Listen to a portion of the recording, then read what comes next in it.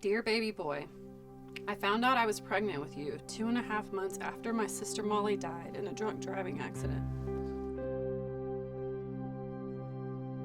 I was in a relationship with an emotionally abusive and controlling man who was insisting I get an abortion. I felt scared, alone, judged, and abandoned. But more than anything, I felt intensely protective over you. Considering my sister had just died, I knew what the sting of death and the depth of grief felt like. I also knew I could not contain the grief of losing both you and my sister within my heart. I already knew my sister had died by the hand of someone else, and I couldn't imagine having to carry the grief of your death at my own hand. I had been in a pattern of picking men who were emotionally abusive and exploitive of my vulnerabilities. It's what felt familiar.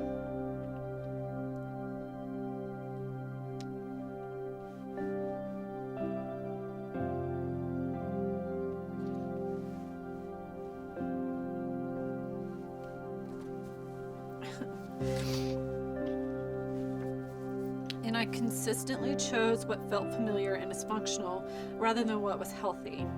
I began to believe that if I gave my body to my boyfriend, then I would be worthy of his love. The world packaged sexual promiscuity as freedom, but I found it was absolutely destroying my soul. My self-worth being connected to my sexuality was like a bucket that was bottomless and never truly full. Right before my sister died, I was living with your biological dad, trying to find my worth in his approval. As a young woman, I had absorbed the message that being wanted by a man meant I mattered. I chased validation, thinking it would fill the emptiness inside of me. But in the middle of my compromise, Jesus hadn't given up on me. He was still seeking my heart.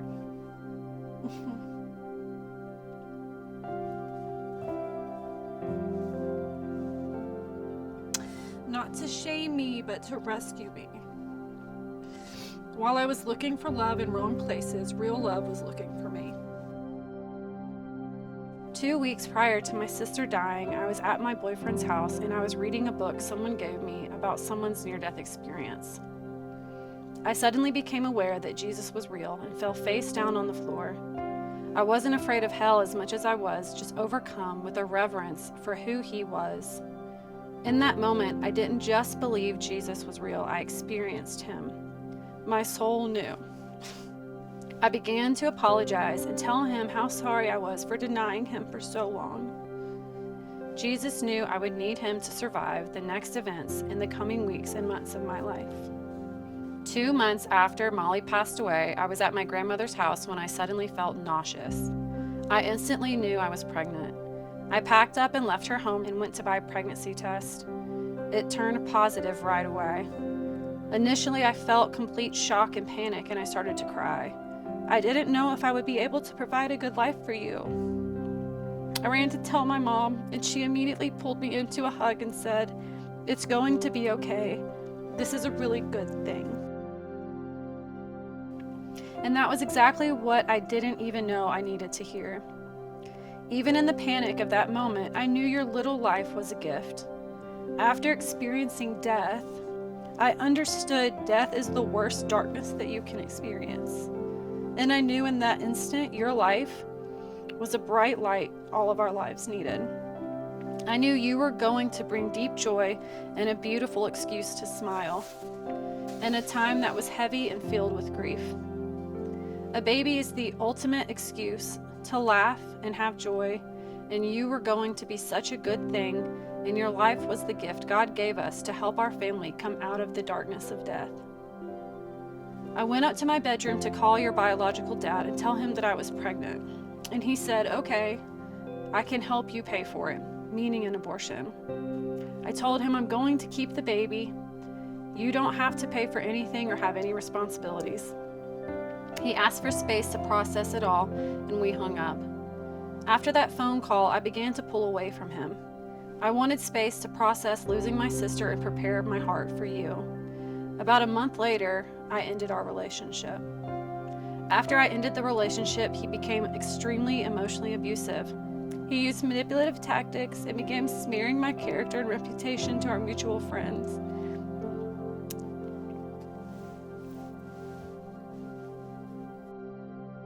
I began to believe I was nothing more than damaged goods. I never thought I could find someone that would love me after it all, so I settled on it just being us forever, and I was okay with that.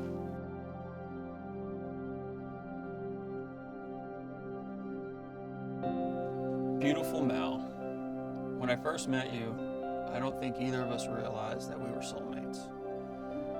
We were only 19 and 21, and I can't say that I was mature enough to even realize the wonderful woman that you were then, and or even have imagined we're going to become. We met while working at the restaurant. I was working in the kitchen, and you were a waitress. I remember all the banter we had back and forth while working at that restaurant through the heat lamp, as you came to retrieve customers' food orders from the kitchen. Even then, I was so drawn to you. Though it may have gotten unnoticed by you, I was always drawn to your spirit, your character, and your joy for life. Several people told me that as a single mother, I wouldn't be able to pursue my dreams and passions or finish college if I had a child. There was always an underlying fear that these voices were right. But I'm as hard-headed as they come, and I was determined to prove each and every single one of them wrong. It wasn't always easy, but every one of those people were so wrong about you. You always have been the brightest light to enter my life. In my darkest season, the Lord gave me the most incredible gift when He gave me you. When I first held you in my arms, I felt pure love and joy. I wrote in my journal about meeting you for the first time. I said I kissed you all over your face. It was love at first sight. I love you more than I ever thought it was possible to love someone. And I meant that from the bottom of my heart.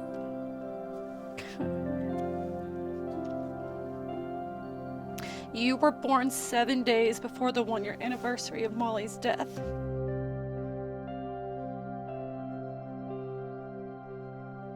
You are the living reminder to me that God is so good even in the dark times. I named you Gabriel because the angel Gabriel brought a message of hope to Mary, and you are my message of hope in my life. Gabriel means God is my strength. Every time I speak your name, it's a declaration that no matter what we walk through, God is and always will be our strength. Over the next 7 years, we grew into friends. As your friend, I was always on the outside of your life looking in. I watched as you overcame tragedy and your sister's death, chose life and the amazing blessing of Gabe, and fought through many other challenges. I admired you as I watched you raising Gabe as a single mother, finishing a college degree, working multiple jobs to ensure that Gabe and yourself had enough to have a wonderful life. I connected with all of it as it reminded me of my life growing up. My mother would have done anything she could have to have made my life easier, and I saw you doing the same. And even in all that, it wasn't easy for you. This is what makes you so special. You showed up, and you did what was right, and that didn't surprise me at all. I grew to respect you so much because I saw how you were with Gabe, and he always came first. You could have folded under the pressure and taken what others would have called the easy route, but instead you chose life. You accepted the blessing that God gave you and Gabe. Despite all of the negative noise surrounding me during my pregnancy and early motherhood, I came to discover it was all lies. Yes, it's true that having you tied me to an emotionally abusive man, but I would relive all of that abuse and hardship and difficulty 1 billion times over just to have you. You are worth every hardship I had to endure. The truth is, I was able to conquer every new challenge I faced because the Lord held me through each and every single one of them and equipped me to overcome every obstacle. I got to see how your strength shone as I watched through it all. I was lucky to always be there then, and even though over that 7-year span we were close and sometimes we were distant, I came to realize my life was better when you were in it. As you know, when you were 3, I met and married an incredible man who loved both you and me. I began praying when you were around 2 years old for a man who would not only love me, but my heart's cry was that he would uniquely and especially love you. Kenny never saw me as a consolation prize, but he sees me as a gift. I'm not damaged goods to him and never have been.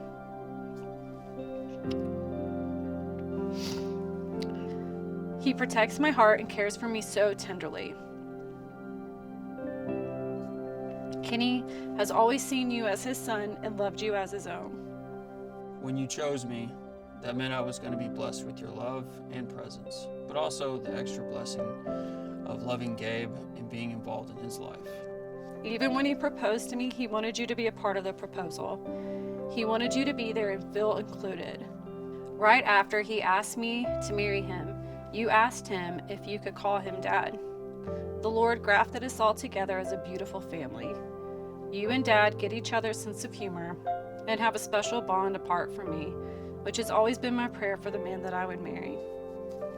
We've since added 3 more children to our family, and you are each my greatest treasures. But you are uniquely special to me because you made me a mom. Mallory, I'm so thankful that God chose to give me a woman like you. You inspire me to be a better man every single day. As our family has continued to grow, I've never once been surprised by how you love and support us all. I can see how God used your life experiences to prepare you to be a strong and amazing mother to our 4 beautiful wild children. Though they can certainly challenge us sometimes, I see how you rise to that challenge every single day. What surprised me about motherhood is how rewarding it is. It's also been the most beautiful tool the Lord has used to teach me humility and selflessness. Nothing really surprised me about our life together because I always knew that we could get through anything, and we have. You are better than I had ever imagined because your heart is so compassionate and you are fiercely loyal and protective of those you care about. You make me so proud, and I admire the young man that you are more than I can express. One of my favorite things about you is your sense of humor. I love laughing together. It's the best feeling in the world. Despite what so many people told me, you were never the obstacle that held me back. You were the inspiration that drove me to be the best version of myself. You were the guiding light that inspired me to achieve more than I ever thought I was capable of. You gave me the freedom to achieve what felt impossible. I thank God every day for the blessing you are in my life, because without you, I know I would be lost. Your influences made me a better father and husband, but more importantly, you've inspired me to be a better and more Christ-centered man. I'm always so grateful that I was given the blessing of marrying my best friend, even if it started with friendly, feisty banter while working at the restaurant all those years ago. You're such a blessing. All my love, Kenny. Sometimes I wonder if Jesus hadn't met me that night 2 weeks before Molly died, would I not have you here with me today? Would I have ended your life instead? Would I have missed the way your baby laughs lit up every room? Yes. Say roar! There we go! Yeah, okay, now balance. Balance.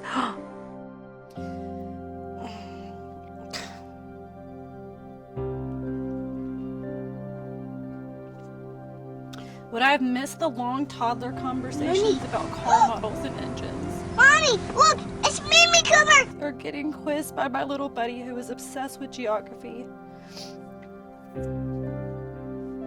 Would I have missed the quick-witted one-liners, comebacks, and jokes from my teenager that would crack me up and brighten my days? But especially, would I have missed out on the quiet moments that would hit me out of the blue when I would realize that I have a son who is growing into a man that I deeply admire? I can't even fathom my life without you, and I'm so glad I didn't miss out on the gift that is you. All of my love, Mom. See My Voice Media is a crowd-funded media ministry that exists to inspire families to choose life. We can't do this without the generosity of people like you. Join the movement by liking and sharing this video with friends and family, and be sure to follow and subscribe to See My Voice. If you'd like to see more content like this and learn more about how you can partner with us, click the link below or scan the QR code. Until next time. Remember, every voice is valuable.